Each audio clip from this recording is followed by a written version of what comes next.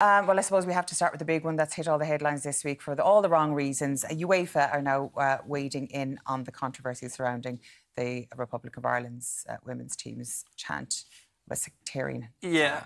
I think this was probably always likely once the video footage from the dressing room the other night emerged. Like, it's kind of UEFA procedure to investigate once they're aware of these things. So it's not altogether surprising that they have decided to open an investigation. I think normally what happens in these cases is the investigation will rumble on for a couple of weeks. There's normally never any great urgency to these things. And if they find that there's a case to be answered, typically the punishment is a small fine that would be levied against the association if they find there is a case to be answered. But look, I mean, I don't think the FAI, Vera Pauw, the players themselves could have done any more in the last 48 hours to hold their hands up to accept. They said sorry straight away. There was no excuses. They were absolutely mortified and said sorry, mea culpa. No, like there's been nothing since the video came out in the aftermath of Tuesday night's win.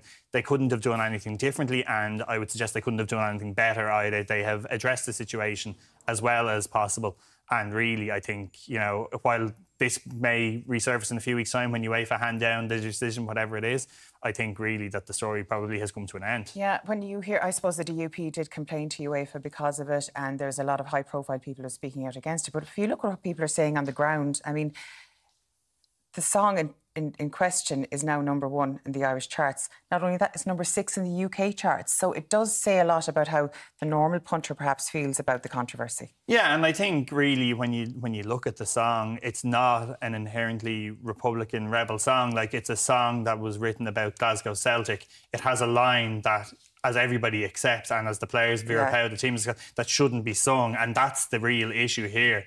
And I think it has raised over the last 48 hours a huge amount of questions about, you know, the place of republicanism in modern Ireland, and, you know, how younger generations are maybe romanticising it almost. And engaging with different elements of the past, you know, albeit not having had the experience of having lived through the past, lived through those experiences themselves. So I think it probably has and probably will start a much broader conversation. But I think, you know, really, and hopefully by the time the draw comes around next Saturday morning, you know, the focus will all be very much back on the incredible achievement that this team has done We're going to the World Cup, for God's sake, for the first time in a long time. Yeah, we haven't been in the World Cup since 2002, you know, first time ever for the women's team to be at a major tournament.